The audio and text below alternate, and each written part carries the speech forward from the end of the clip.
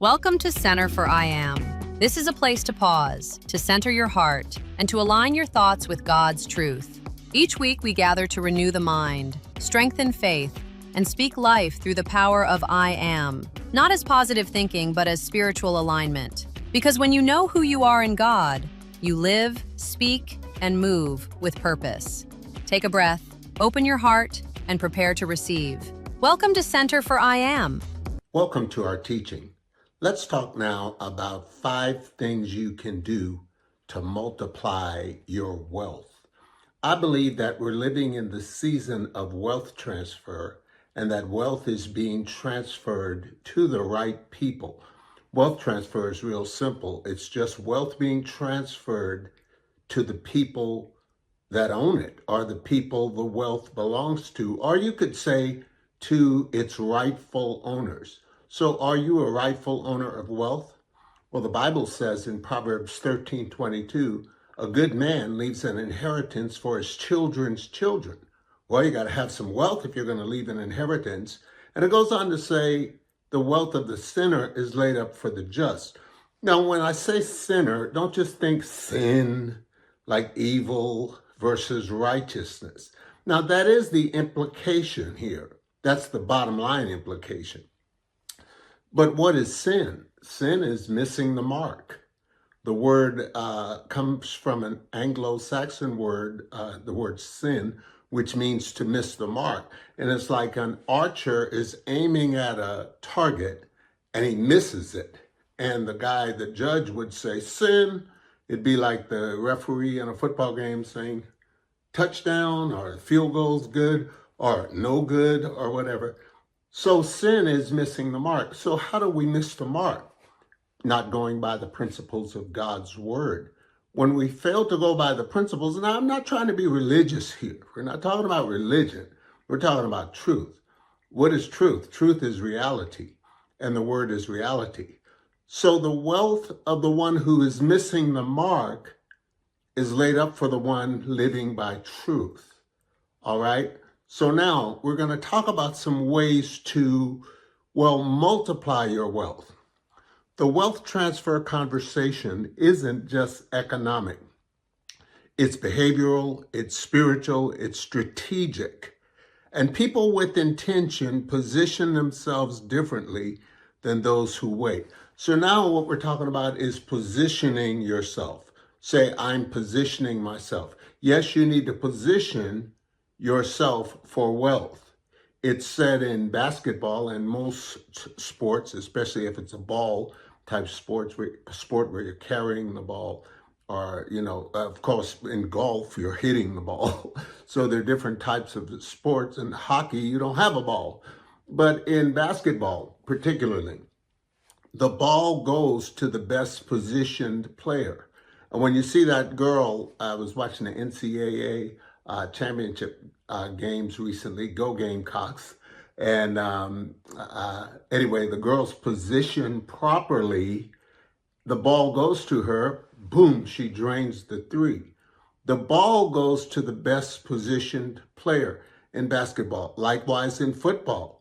If you look down the field as a quarterback and you see your wide receiver is wide open because he has torched the guy that's covering him, the ball goes to that player because he's positioned. Wealth goes to the best positioned player. The question is, what is your positioning?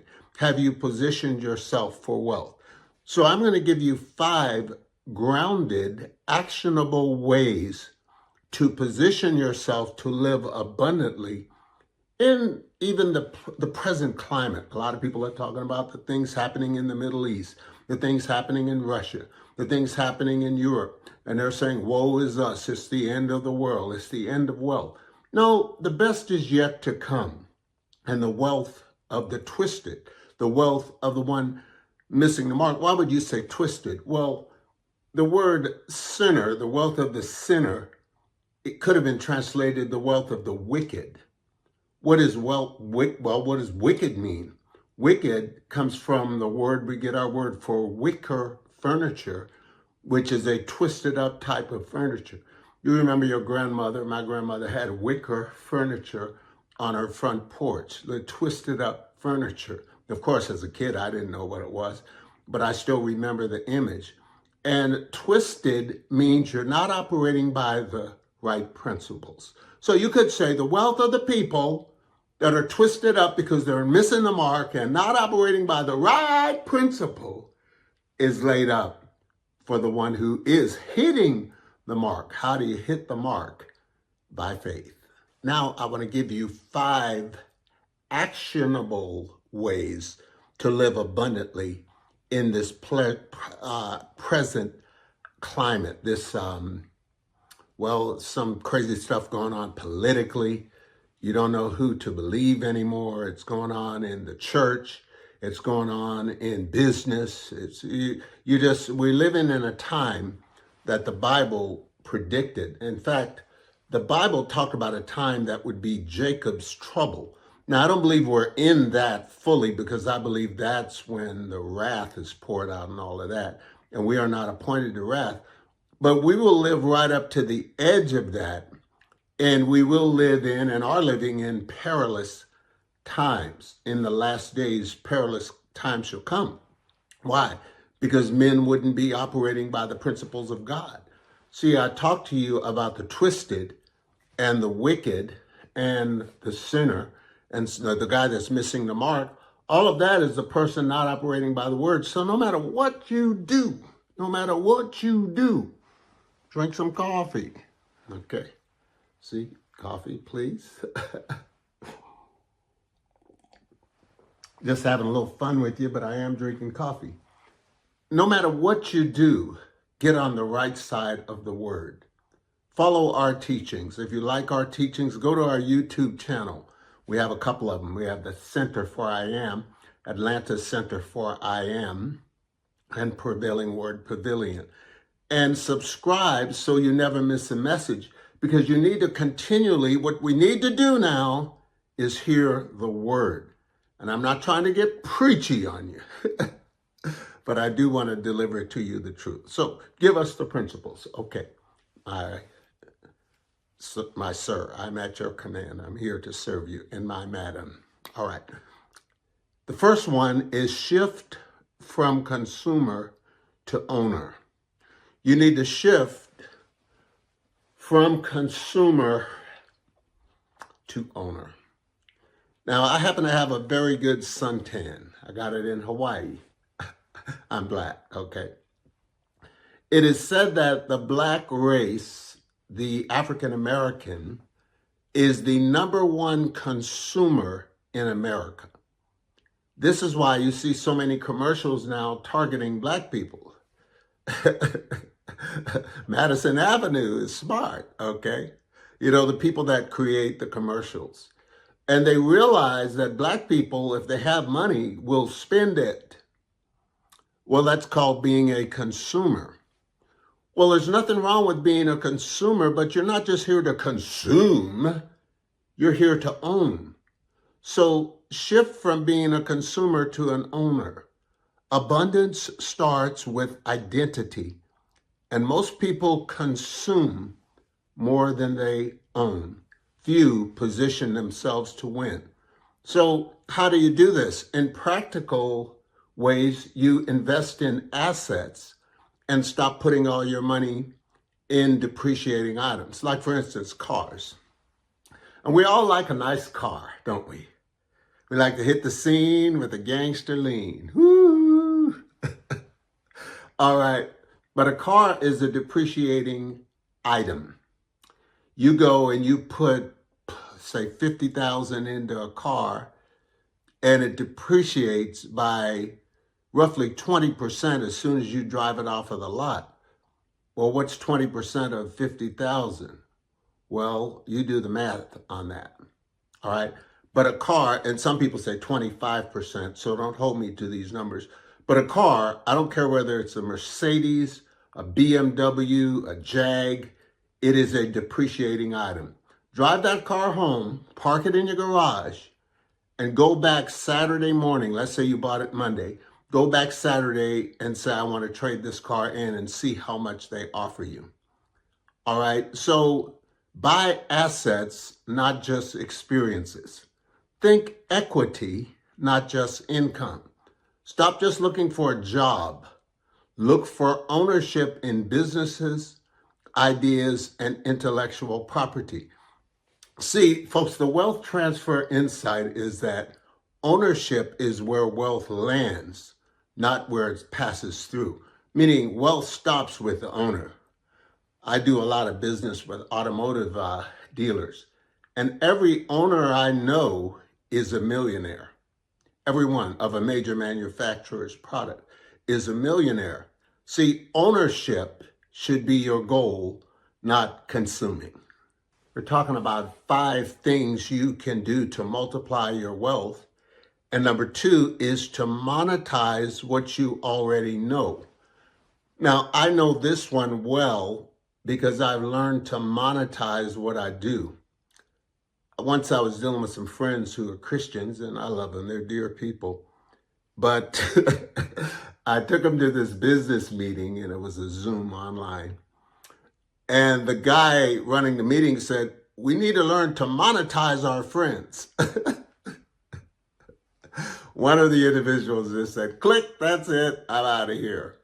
I can't believe Bernard is listening to these people that said, monetize your friends. Well, welcome to the world of business. Now, I'm not here to monetize you as an individual and just see you as a cash cow. But there's nothing wrong with making money on friends, all right? If a friend buys a car, for instance, from a dealer I refer him to, I might get a referral fee, all right? I remember one time I sent a guy, the guy bought 2 cars. The next thing you know, I think it was $400 in the mail. Now, I know $400 isn't a lot of money to big spenders like you, but just for sending the guy. So, of course, that motivated me to want to send him more. Okay, 100 here, 100 there. A Ben Franklin is never a bad deal, okay? Even with the dollar going through what it's going through. So you don't intentionally monetize, but you don't intentionally monetize people. What does it mean to monetize? To make money, all right? In the era we live in, knowledge is currency. So the question is, what experience do you have that people will pay for? Turn your experience into training, consulting, and digital products. That's why I do what I do. Some people say, you sure do waste a lot of time on Facebook. Okay. Call it a waste of time if you want. But when I get the check in the mail, it's not a waste of time. Or the donation, or the person buying my books, products, or training. I've met a lot of people that I never met in person through social media and made thousands of dollars. So some of you need to learn to monetize social media. Package your story, systems, and your expertise. What is your story? What is your testimony? What is your expertise? Some of you say, well, I can't make money on my testimony. Well, let's say you have a powerful testimony. Maybe you were a drug dealer and a pimp, a hustler, and you became a Christian. What if you wrote a book?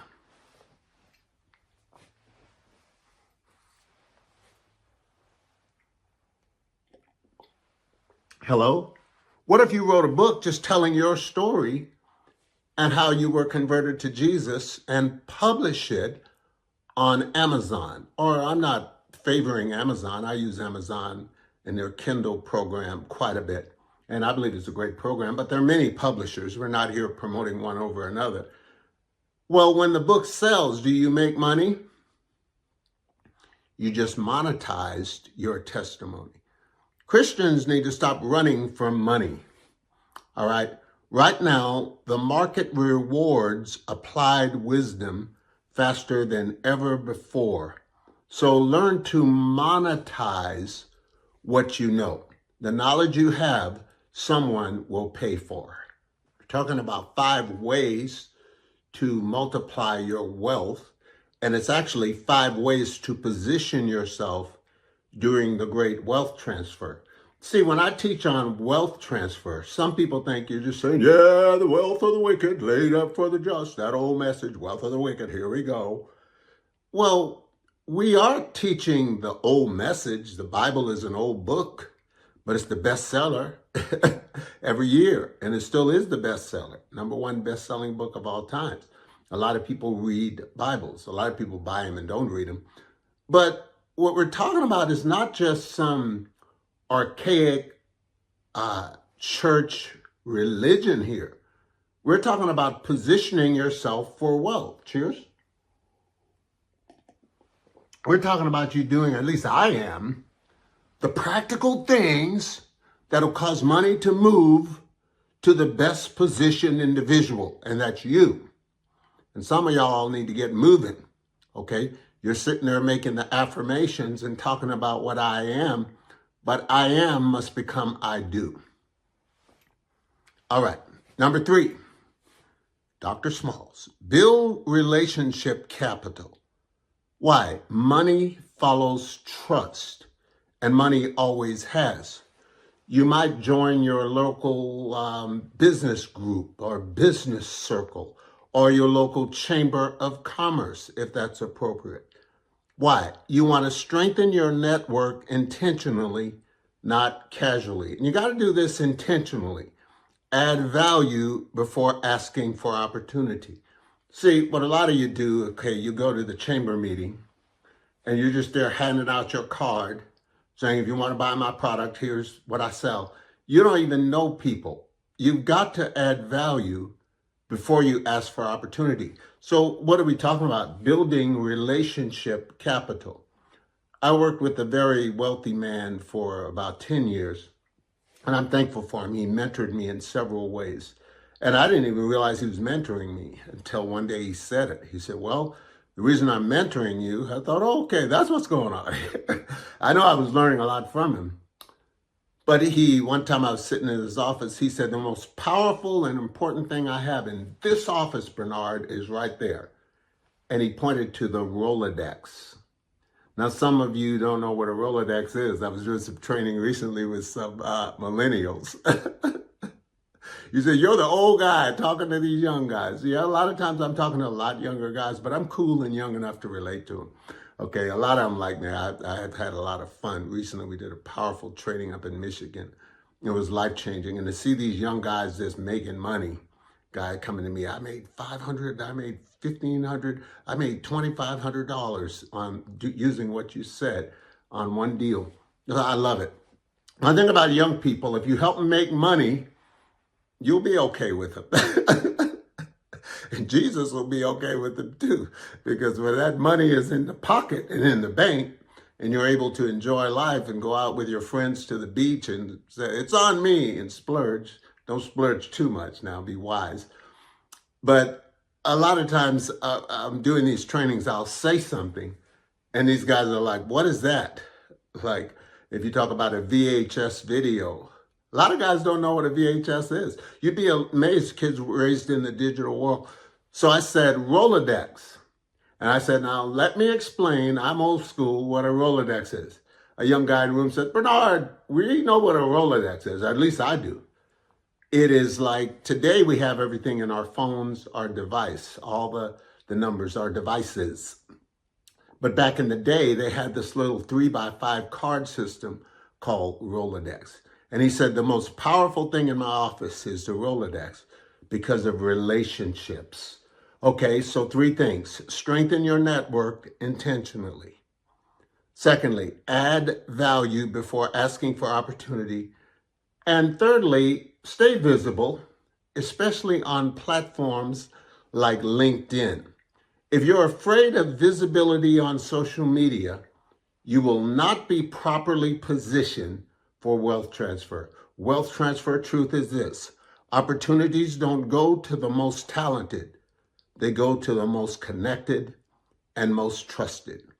And the more consistency you have in appearing, whether it be in person, at a meeting, at a chamber meeting, at a Zoom, or whatever online, or just posting, the more consistent you are, the more credibility you gain. Okay, principle number 4 is to position yourself in growing streams. You don't have to be a prophet and predict the future. You just need to align with the movement. All right, so positioning yourself. And a lot of this is about positioning. Because a lot of you don't have a money problem, you have a positioning problem. Look in my beady eyes. You have a positioning problem. You're just not in the position where the money is. The prophet once in the Old Testament was sent to go by a brook, and God said, "At that brook, I have commanded the ravens to feed you there." King James said, "to feed thee there." Well, the prophet went to the brook and the food was there, so he ate. God can do miracles, okay? But we're not talking about miracles so much as we're talking about positioning. Don't worry about God. God's always where he's supposed to be. Question is, are you? Okay, suppose the prophet had gone to another brook. Memory serves me right, it was called the brook Kidron or Kedron. Suppose he's gone to the brook Zumba. Would his provision have been there? No. See, many of you are not receiving from God because you're not positioned where the provision is. When you tap into where the provision is, it's such a supernatural flow, it'll cause your head to swing. You say, man, where have I been? I've been here starving, trying to put gas in my car, trying to make my rent payment when all the abundance is at the brook Kidron. All right, so you got to position yourself where the money is flowing. Pay attention to where money is flowing. Like, for instance, AI, digital education, and service-based businesses. Not everything is digital. There's still some people that need lawnmowers to come and mow their lawn. There are people that need their houses cleaned. There are restaurants that need people that clean up, janitorial. So, but the big money seems to be in the digital flow. In fact, the top 5 companies on the stock market, according to my last research, were all digital-oriented companies. And some people are nervous about these companies because they're so large. Companies like Apple, like Facebook or Meta. And of course, you got the Chat GPT and the AI folk rising. Well, folks, there's a lot of money there. Don't be a fool and ignore that. Partner instead of trying to build everything yourself or build everything alone.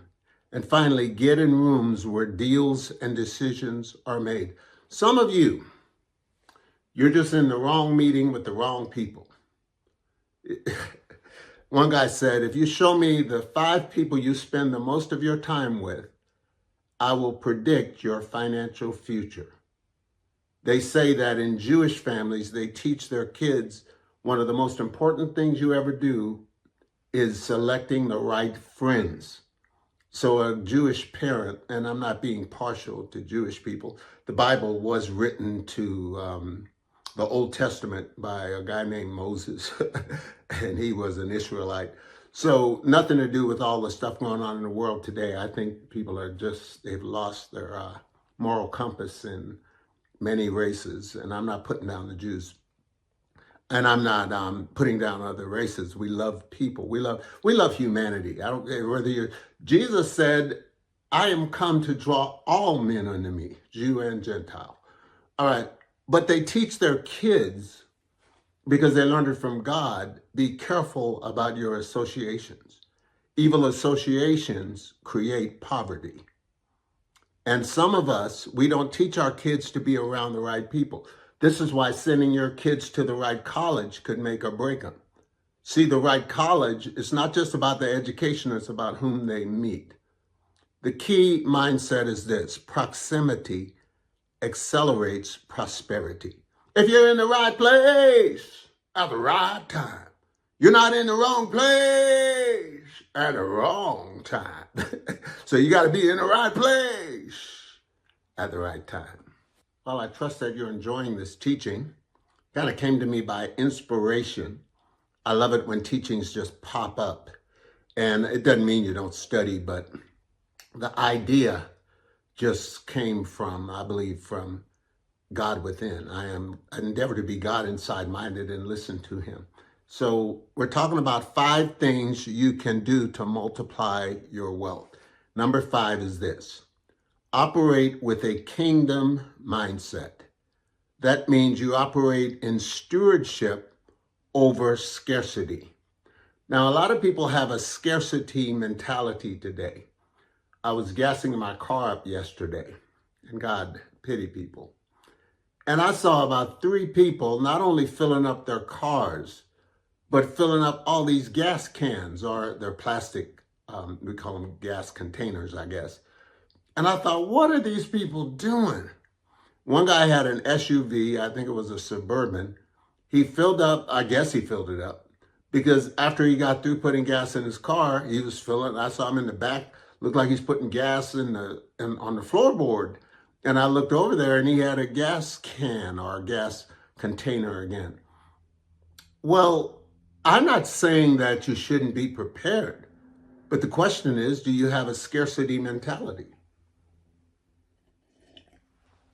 See, guys, even with all the stuff we teach, all the stuff I teach, all the stuff anybody teaches, you got to trust God.